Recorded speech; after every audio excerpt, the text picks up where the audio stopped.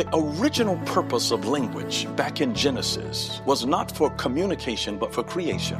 God spoke. It was for creation. Language creates. What good is it to have an idea that you cannot communicate it to anyone? It is impotent. It will lie dormant like a seed that can't get in the ground. Wow.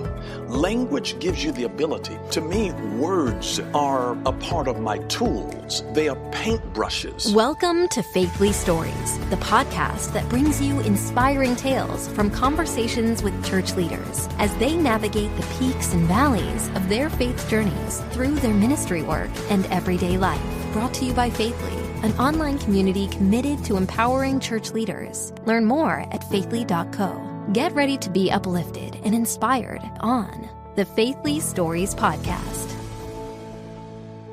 Pastor Adam Durso here, and welcome to Faithly Stories. I am sitting with the great Bishop Dale Bronner. Bishop, welcome to the podcast, my friend. Honored to be here. I say my friend loosely because I have watched you from a distance throughout my 28 years of ministry, but I've gotten to know you more up close over the last 10 because of my pastor and your dear friend, Pastor A.R. Bernard. Talk to me about the early years a little bit. I mean, we know about the 30,000 member church and all the accolades and the rest. We can get into that. I told Alicia, I said that who's the founder of Faithly. I said, he's one of the guys, because I'm preaching 35 weekends a year on the road. I listen to two men every week, Pastor A.R. Bernard and Bishop Dale Bronner. You speak into my life personally. Wow. How did this start? What were the early years like? Oh, wow. Well, it just started slow and low. Okay. I started, I grew up with 5 other brothers. Okay. And so I first started teaching a Bible study in my parents' home, right in the living room, until we started inviting some neighbors and some schoolmates, and it wound up 75 people would be in our living room. Wow. As I taught every single week, every Thursday night. That's not a little Bible study. Well, that's what. That must be a big living room too. You know what? Well, I mean, we had there were 6 boys. Okay. And my mom and dad. Okay. And a live-in helper. Okay. So that it was, we had sizable accommodations. We had sizable accommodations. But that's where it started. It started at home. I don't think that you should ever export something that's not homegrown. So if it won't work in my home, yes, why would I take it to somebody else? Yes. So it was a thing. My mom and dad, they were so incredibly supportive, and they wanted to be able to save their family first and then invite others as a part of that process. So it just started at home, and it worked there so well. I know that I'm going to talk a whole lot less during the rest of this podcast, but when you said that, I immediately go to 2 Kings 4. The widows got a lack, and he says, "What's in your house?" Yes. Talk to the leader, because most of the audience are ministers, leaders, NGO leaders, nonprofit leaders in the Christian world that say, "What's in my house is insufficient for what God's called me to do." Oh, wow. And you just said, don't export what you can't find at home. Speak to that leader. It's the same thing. The whole idea, this prophet had to redirect this widow woman's attention, not to her lack, but to what she had. God will never build your future based on what you lost. Yes. But always on what you have left. Yes. So what she said, I have nothing but. The most important part always follows the but. Okay. Always. Yes, always. sir. So she had a little pot of oil. That's all she needed. I mean, you can make it symbolic of an anointing. It could be an anointed idea. That's all that you need. Ideas have consequences. Okay. You got every major thing that starts a movement that shifts the world began with an idea. Yes. Yes. Faithfully began with an idea. Yes. It's just an idea. Yes. Ideas have consequences, which is why we have to steward the ideas that come to our hearts, to our minds, because that's the seed of every great achievement. Wow. A dream is a God idea in picture form. Wow. He's just given us a motion picture and showing us really what already exists for us down through the vista of time. Yes. Faith allows us to be able to look through a divine telescope, distant scopus, look. It's a distant look. Come on. Come on, Bishop. It's not an imagination. He's showing us right now, Right. down the road, what already exists. There are, for example, up in the sky. I mean, we can look out of the window here and see up in the sky. Do you know the stars? They are existing right now. We just can't see it until it turns dark. Yes, sir. Can you imagine that there are certain things that God has hidden for us in the darkness? Isaiah 45, verse 3, talks about treasures of darkness. There are some things that you will never discover in your life that will revolutionize your life until you come into dark moments. Wow. Certain things that don't appear. The stars are out there right now. Yes.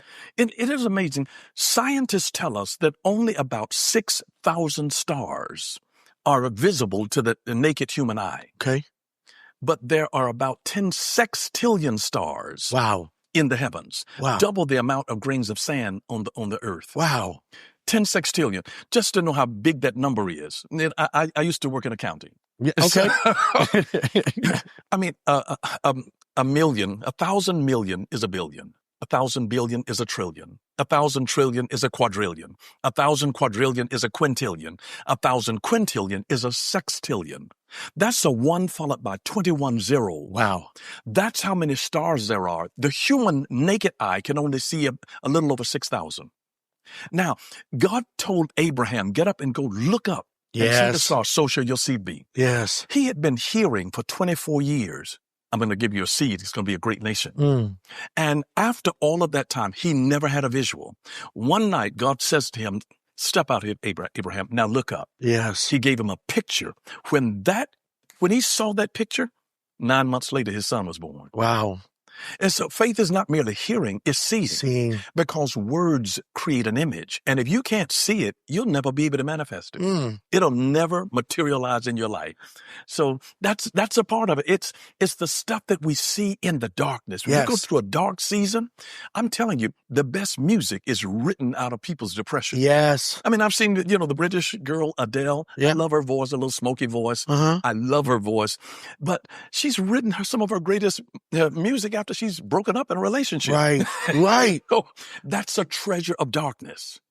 Every time, if you have a loss, a breakup, a death in the family, a financial loss of a relationship that broke up, there's treasure hidden in that darkness. Yes. And within that, we have to ask God for eyes to be able to see it. Yes. And if we could see in every mishap and every failure, there is the seed for our next success. I mean, if we eat a piece of fruit, as we are eating the meat of the fruit, oftentimes we're discarding the seed, but the seed is the next harvest. Yes. In disguise. Yes.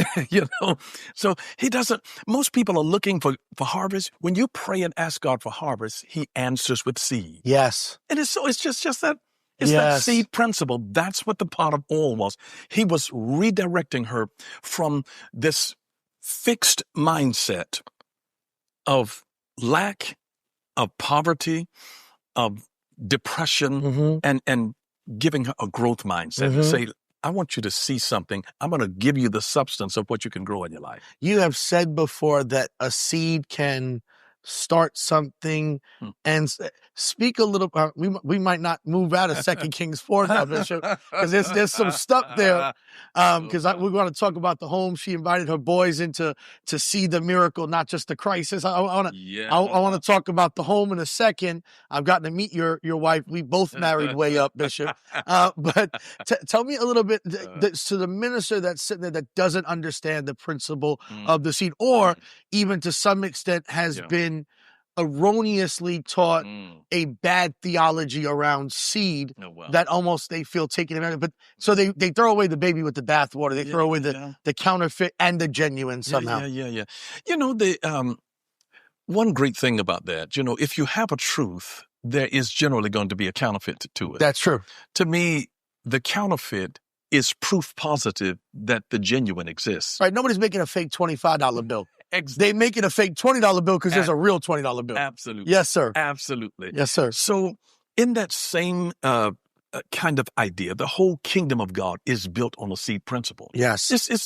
It all started back in the garden. That happens with a seed. I mean, just think, Jesus was the seed of the woman. Yes. He's a seed. And remember, the first Adam messed it up in a garden. Yes.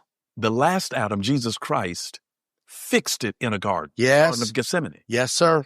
Where he was sweating like great drops of blood. Yes. But he's a seed that was planted. The wonderful thing about a seed is that it's prophetic just to even understand that if I see this seed, if it appears to be buried, it's coming back up. Yes. So yes. It's not going to stay in its hidden form, but for so long. So if we can learn the waiting process with the seed, is this seed time and harvest. Okay. And that's when most people lose it, is during the time. Yes, sir. They get anxious. They do. I mean, Ishmael is a result of having anxiety during the time. Yes. the time of waiting. Absolutely. I am so glad that the Bible included his little side. Yeah. His baby mama. Yeah. Because that happens to us when people get anxious. You've gotten a promise and it takes time for the answer to materialize in our life. That's the issue of the seed. But I so deeply believe in the seed. It's almost like even sowing a seed. Here's another thing that I think about. You know how once a girl reaches that age of maturity to where she begins to menstruate, the moment that she receives a seed, the bleeding stops. A seed stops the cycle. A seed stops it. Just think about that. Every time a woman gets pregnant, a seed stops the cycle. The only way that the first indication that she is pregnant is that her cycle stops. Wow. Because a seed stops a cycle. But at the same time, it's stopping a cycle and starting a brand new cycle. Yes. Isn't that it stops the cycle of bleeding out. Yes. Starts the cycle of reproduction in life. Wow. New life. A seed stops a cycle and it starts a cycle of multiplication. Once that seed hits that ovum, it goes from 1 cell to 2 to 4 to 8 to 16 to 32 to 64 to 128 to 256 to 512 to 1024 to 2040. It starts just multiplying rapidly just by the power of a seed. But a seed stops a cycle. Anytime somebody is bleeding out, they need to look for a seed. Okay. They need to ask God, Lord, what is the seed of an idea? And oftentimes, if you have something that's not enough to complete your vision, it's seed to sow for the harvest that you need to reap. So if I don't have enough, and then I've said, well, I can't give to something, that's your seed. Right. You need a harvest. Right. Sow the seed and God's going to multiply. If it's not enough for your harvest, it's your seed. It's your seed. Yes, sir. It is your seed. Seed is a representation of time. It's a representation of money. It's a representation of children. Yes. It's a representation of ideas. Seed represents so much. And anytime that we go through a season of barrenness, we need to start thinking about seed. Yes. Because every time we sow a seed, we schedule a harvest. It can't help it. It cannot resist it. Yes. We sow it, we water it. God is the one who does the increase. We don't even understand how he does that. Nope. I mean, you've told me about how sometimes the Lord might have used you to sow for something, whether it's to pay for a bill, and then a huge blessing that came after that. Yeah. It was the seed that God used. And suppose you had never sown the seed. Right. Or, I hear oftentimes people will say stuff like, well, I can't trust that ministry, or I don't know what they're going to do. The minute it leaves your hands, right, it's God's responsibility to bless the seed. Yes. I'm not worried about that. I just need to release my seed. Yes. Because Yes. You know, and the strange thing about it in the economy of God, it's amazing. You can sow in one field, reap in another that you had never sown in. Yes, that's true. So let's stay on that theme for a second, because you're not only obviously an incredibly gifted communicator. We'll talk about the areas you're navigating, but you're a family man. Yeah. Sure. I shared with you last night that one of the very first times I heard you speak, it was actually to a group of business leaders at a very large conference. And, you talked about protecting your marriage and the implications of raising your children, and then even just ramifications in finance. Talk to me a little bit about being a family man, a man of integrity, a man that's been married to one woman. Talk to the audience a little bit about that. Yeah. Well, Psalm 37:23 says that the steps of a good man are ordered of the Lord. Yes. God ordered my steps in such clarity that when I first met my wife that I prayed for, she tripped over a friend's foot and fell at my feet. Wow. Literally. Wow. She fell. Wow. Not metaphorically. Right. Exactly. Literally. Literally. So when I'm meeting her first time in the flesh, she's lying at my feet. And I said, goody, a woman who knows her place. Oh, no. I always tease her with that, just to provoke emotion. But we're in our 41st year of marriage now. Congratulations. And, with 5 children and 18 grandchildren and 2 more on the way. So it's been a blessing. The family is the most base unit of all society. It is the most base unit of society. God's whole thing is that he wanted a family in the earth. Yes. I mean, he had trees, he had, animals, but he didn't have something made in his image. And family is the greatest thing that resembles the relationship of mankind back to God. Yes. So he wanted a family. I grew up with a wonderful father that had the family. He prioritized his family. That was preeminent for me because his main motto was this, that no amount of success can compensate for failure at home. Wow. He lived that. I remember, and my dad was nearly 50 years old when I was born. So I'm in the 2nd grade and I see this gray-haired man sitting out there at my school play that walked out of $1 million deal at the office and sitting out there at his son's elementary school play in the 2nd grade. Wow. And he said, I can make money at any time, but he says, I've got one shot at raising my family. Wow. That spoke volumes to me, that he would not take money opportunities and then make me feel as though I was second place. He was never an absentee father. Wow. He was an intentional father. Yes. Who took his sons to swimming lessons, karate lessons, judo lessons, Wow. my dad, tennis lessons, swimming lessons. I mean, he was just there, involved. And in retrospect now, I realize he was hyperactive. My dad was highly energetic. I mean, he ate a healthy diet and he was just highly energetic. But the family, it was, and I grew up with this motto that he gave us: God first, family second, business, friends and all of that stuff third. But God first, and he put the family in the second place.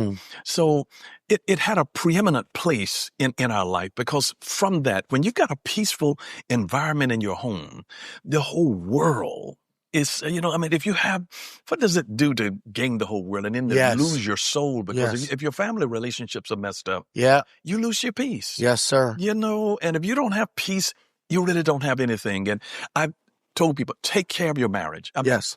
If you don't, divorce can take 50% out of you just like that. Yes, sir. So why would people be so careful about other strategic moves? Sure. And be flippant and irresponsible in managing the fidelity of their marital relationships?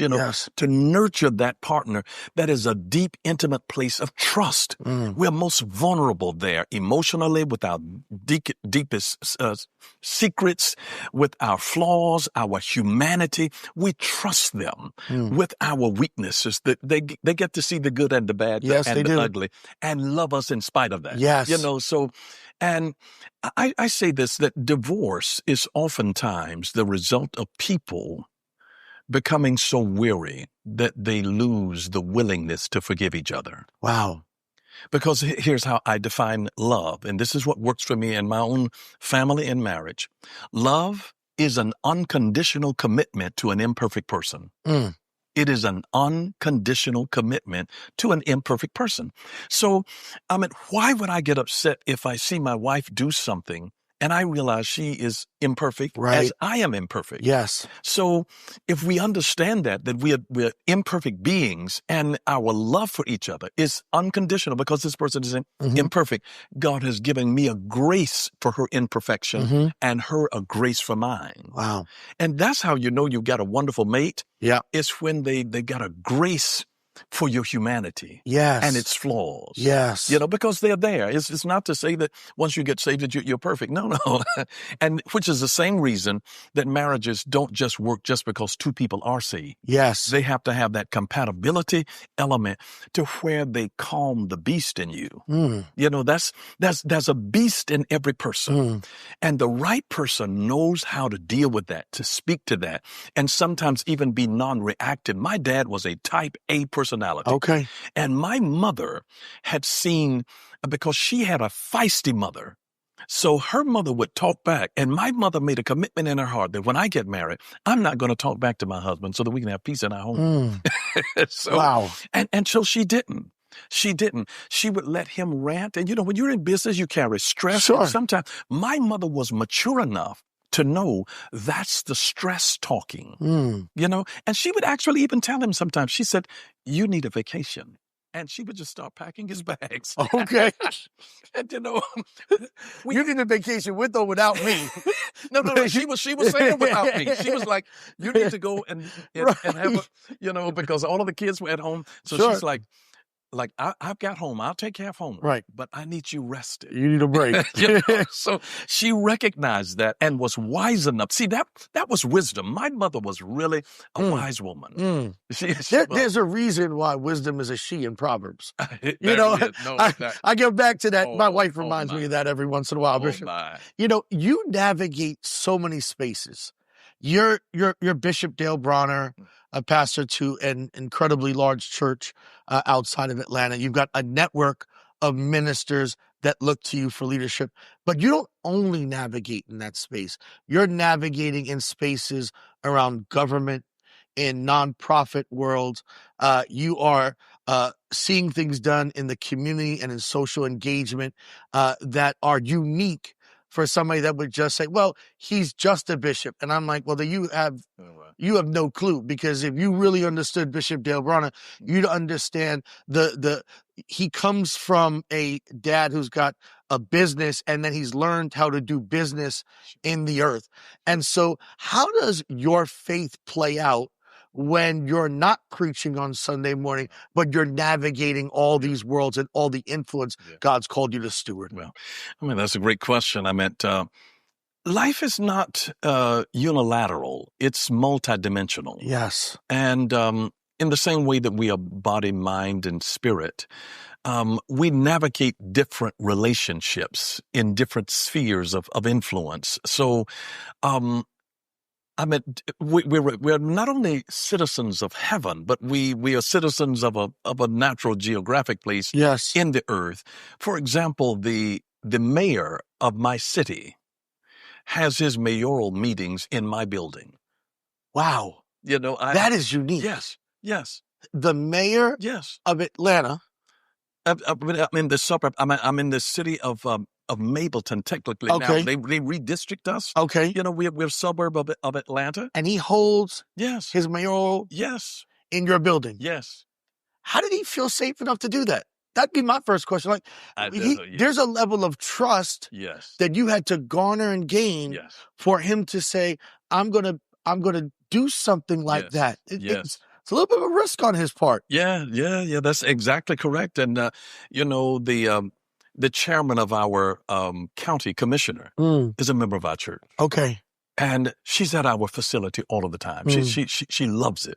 One of the past presidents of Six Flags over Georgia, because it's right in the Yes. backyard of my Yes. facility. I've seen that Six Flags. He loves our facility. Yes. He was our biggest proponent, so kind to us that when we would do big events at the church and needed more parking, Mhm. he gave us free parking at Six Flags over Georgia. Okay. So it's life operates by relationships. Yes. Relationships are the currency of life. Yes. They are the currency of life. Yes. So I realized that I was, and one of the things I tell people, dress for the job that you want, not the one you have. So I happened to be traveling. I was in the country of Panama one time, and I don't know why I was suited up, but I was. And the group came into me. And you're the best dressed bishop I know. I'm just saying, Bishop. I'm casual. I don't have on a tie. I'll just say, I know why you were suited up, because you're Bishop Dale Bronner. But I was suited up in Panama City, Panama. Mm-hmm. And one of the groups of my delegation was having a meeting at the White House with the president of Panama. And they said, we need someone to go with us. And they said, Bishop Bronner, will you go? Wow. Just because the other delegates who were with the group were casually dressed. They said, we need somebody who's dressed for the White House. Yes. And so they said, you come. When I get there, and because I speak Spanish, the president asked me, very confidentially in his office, told me about one of his cabinet members that he was having an issue with, and asked me if I would pray for him. Wow. And here I'm there. So I'm not in a mode now where I'm a pastor of a church, but I'm a prophetic voice speaking to a head of nation. Yes. Yes. And it seemed like happenstance. Again, the steps of a good man are ordered by the Lord. And I tell people, God not only orders your steps, he also orders your stops. Oh. And can you imagine that sometimes the people that have gotten in danger where God told them to stop and they kept going? Yes. Or when he says, this part of your journey is finished. Yes. If you don't get off from here, yes. you can get in trouble by continuing doing what you've been doing when he has shifted your assignment and your season. Yes. So he orders your steps. He also orders your stops. Yes. He opens the door that no man can shut, but he shuts the door that no man can open. And when I think about that in my faith journey, I always hear guys give credit to God for the open door. Yeah. And they blame all the closed doors on the devil. No. And it's like, no. You might only be hearing God half the time because you're not listening. Yes. That God might be speaking to the closed door. Yes. He might be speaking to the closed door because he's got a new, better open door. Yes. He had to dry the brook up. Yes. So that Elijah would go to the widow at Zarephath. Absolutely. Absolutely. So if there's somebody right now who's sitting there and they're listening to this conversation, they heard about stars and dark nights, and they're in a dark night, or they're in the midst of a closed door, and what would you say to them? Oh, wow. That is the time to trust. Yes. Trust trumps faith, really, because faith is seeing what God has already designed for you. We know by faith. Yes. Trust is when God hits you on the blind side and you don't know what he's doing. Wow. You don't know why he's doing it, and you don't know how long it's going to take. Yes. In a season. That takes trust. Yes. It's like, can you imagine Job, who was going through all of the trials that he was going through, and the Bible said he was a righteous man who eschewed evil and walked upright. And he's having all of this trouble and this misfortune, death of all 10 of his children, the loss of his everything that represented his stock portfolio. Sure. All of his cattle and all of that. That was their measurement of wealth in that day. And he loses all of that and then breaks out with boils on his skin, loses his health, and has no identifiable sin. The Bible says that he was a righteous man that walked upright and eschewed evil. So what do you do when you're doing everything right? Wrong results are happening. Because we assume that if I do this and if I do that, this will happen and everything will be blessed and hunky-dory. And you might do all of the right things and be in a place where God is waiting to test your character.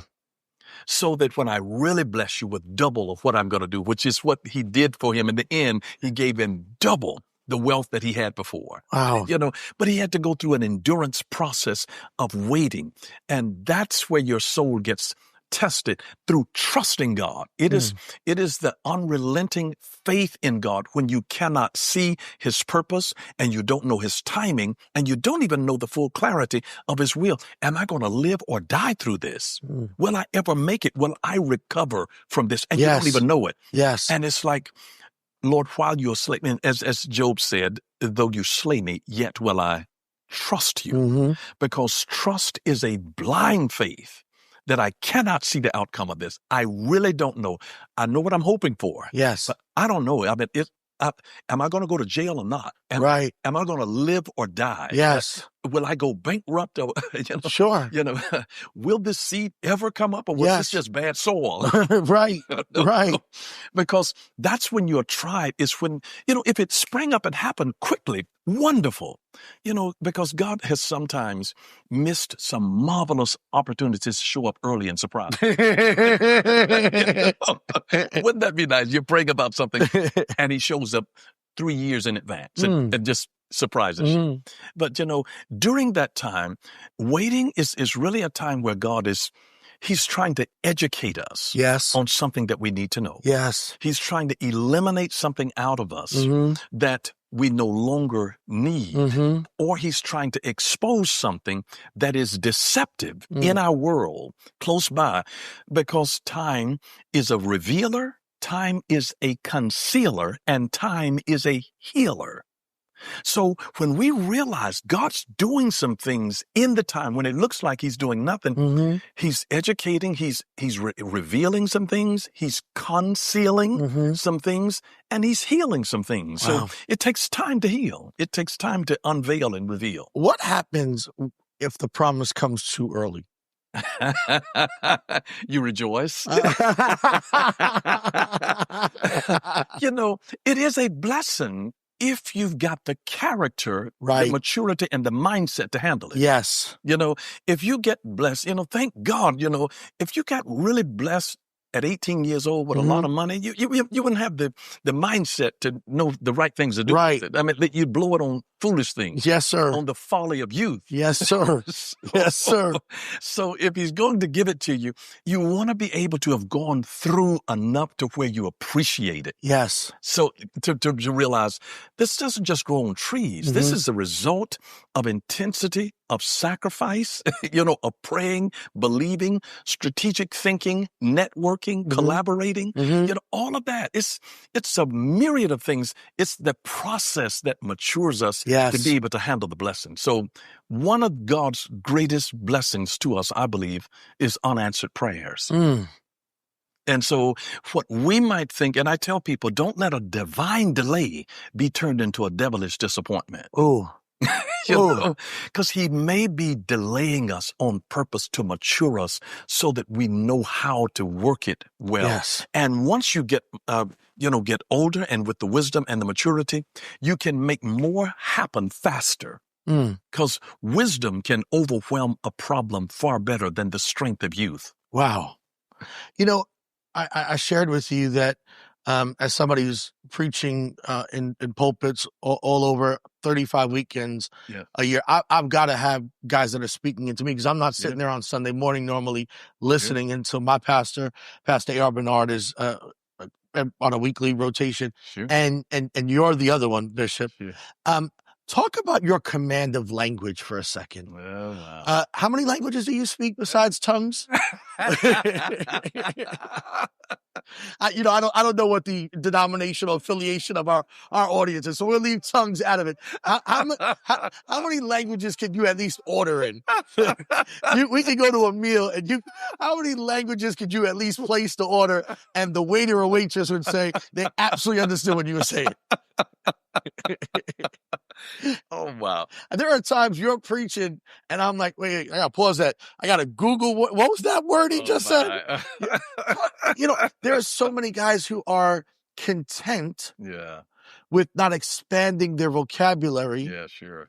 Because to be honest with you, 90% of the people they're preaching to, it probably doesn't matter. Yeah. But there is a segment of society Sure. that having the mastery over the language and Sure. multiple languages, Sure. as you just alluded to, being in Panama, Sure. and being able to speak fluent Spanish. And I've heard you break out into Spanish on random occasions, Bishop, and not just on Oco Pollo, but, the rest of it. Why does mastering the language as a communicator Yeah. matter? Because everything is a language. If I go out and hunt moose, I use a moose call. If I hunt duck, I use a duck call. Every person has a sound. Every organization has a sound. Yes. And it's calling somebody. And the broader that your sound is, the better that it can be translated into other languages. It's a sound that is familiar to them. You resonate with the audience. When I stood up in front of 30,000 people in Kiev, Ukraine, and spoke and greeted them both in Ukrainian and Russian, they gave me a standing ovation. Okay. So, but it connected with their heart. Their hearts open for me.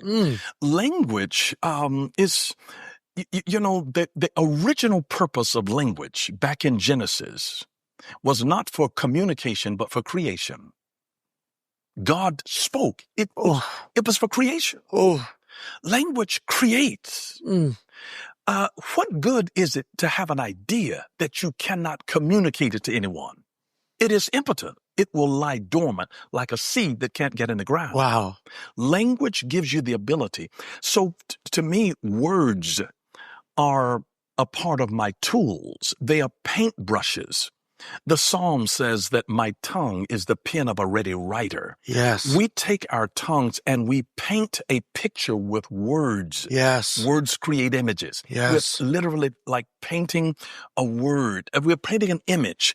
And some in fine art, you can't just use the brush that you paint outside of a house with. You need some really fine brushes to be able to do that.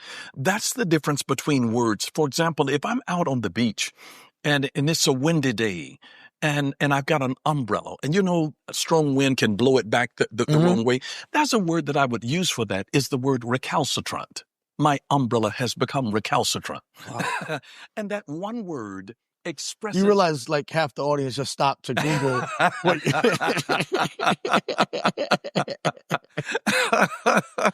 And, there's so much meaning in it. I don't try to supply people with a bunch of mellifluous, grandiloquent sesquipedalian elocution. Sesquipedalia. Sesqui means six, ped, feet. It's something that has a 6 syllables. Sesquipedalia. So a sesquipedalian speaker is a person that would use big words with at least 6 syllables. Wow. So I was speaking at a university, and the president, I used a word that the president had never heard before. And he asked me, he said, "Dr. Bronner, did you make that up?" I said, "I can both spell it and define it." The problem with this is too, like, I can't lose my New York accent. So not only are you more articulate and you're like a logo file for verbiage and words, but your accent makes it all sound great. Bishop, we're sitting here and the audience is seeing the backdrop behind us, and they wouldn't think we're in New York City. Well, right. But we are in New York City. Yes. We're on Long Island, on Long Beach, Long Island, and we just had a 30-hour retreat with 70-plus leaders in the room, senior leaders, mostly senior pastors, but there's some senior nonprofit NGO leaders in the room. And this is not your first one. You have made a commitment, and let me just say publicly, thank you.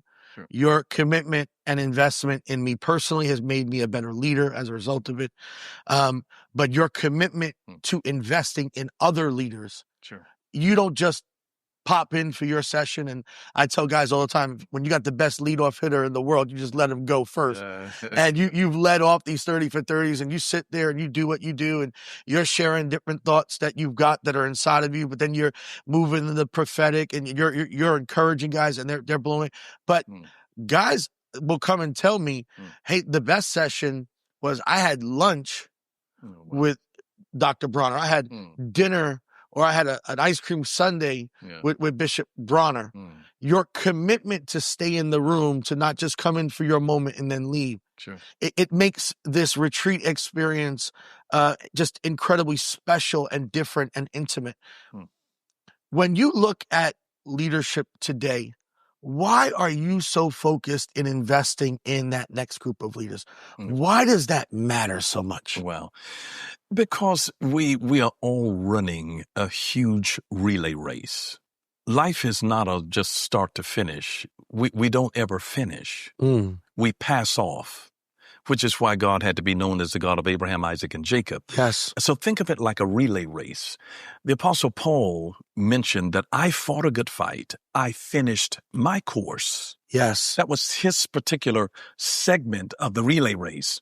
Not the race. Right. My course. Exactly. Exactly. And then there's always somebody coming behind you who has to run with you behind you empty-handed. Oh, With no promise of receiving anything. They're running in faith. But then they have to overtake you, because the baton is never passed backward, only forward.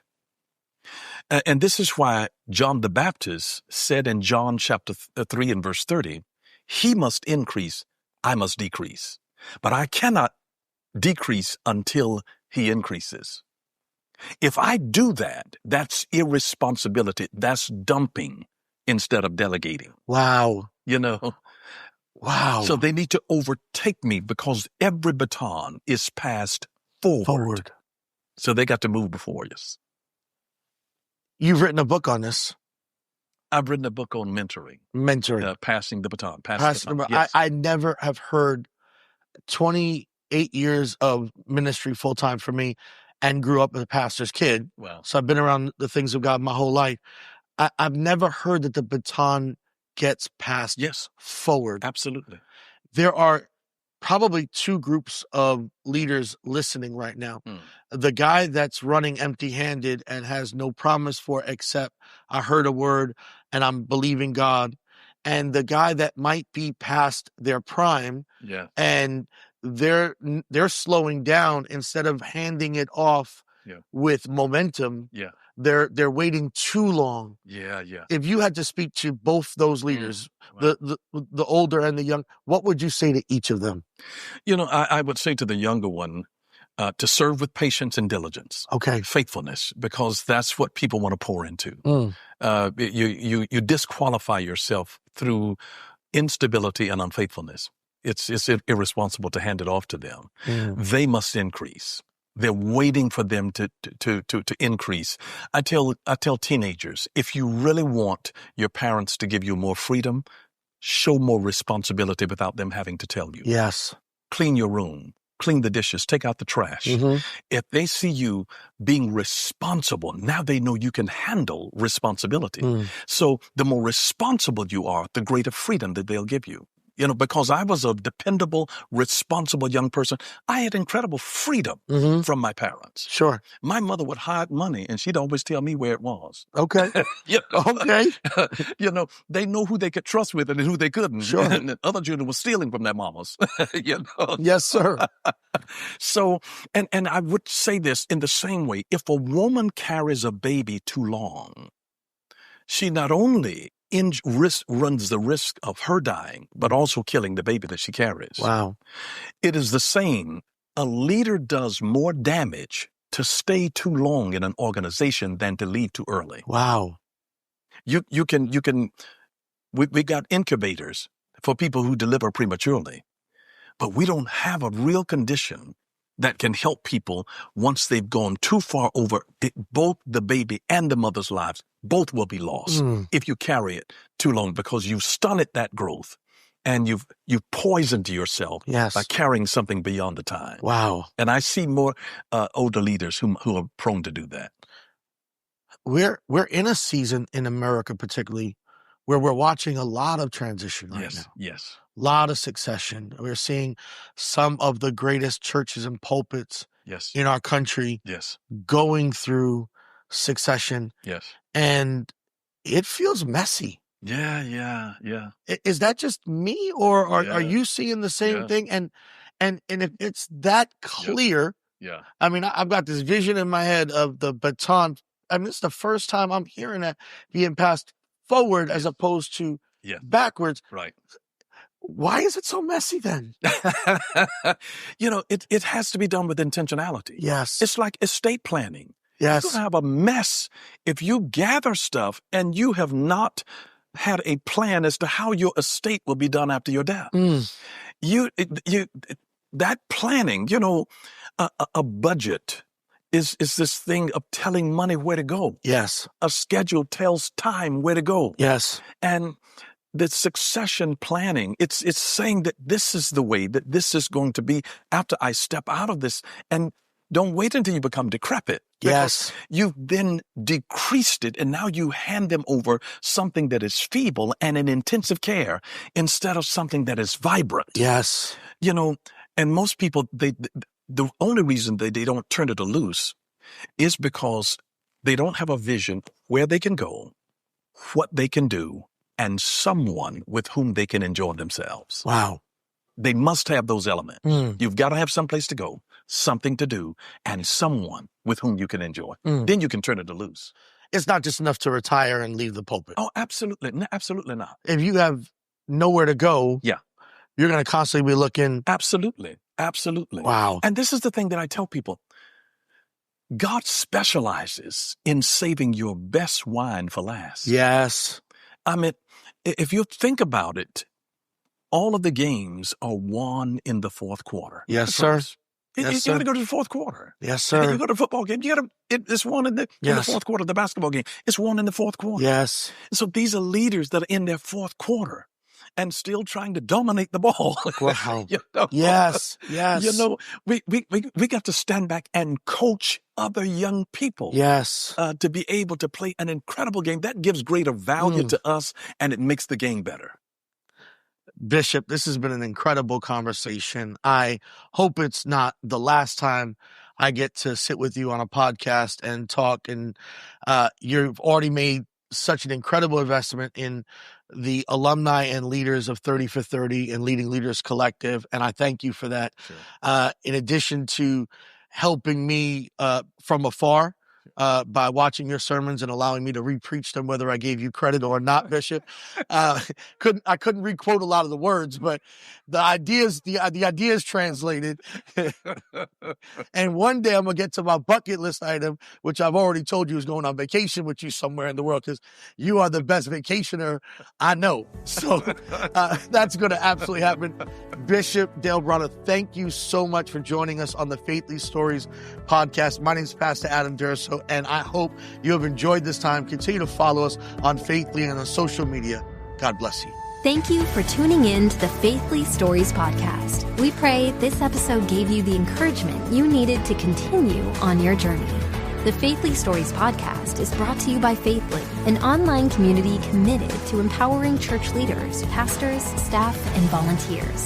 The Faithly digital platform offers innovative and practical tools and resources to enhance connection, foster collaboration, and promote growth within the church and ministry space.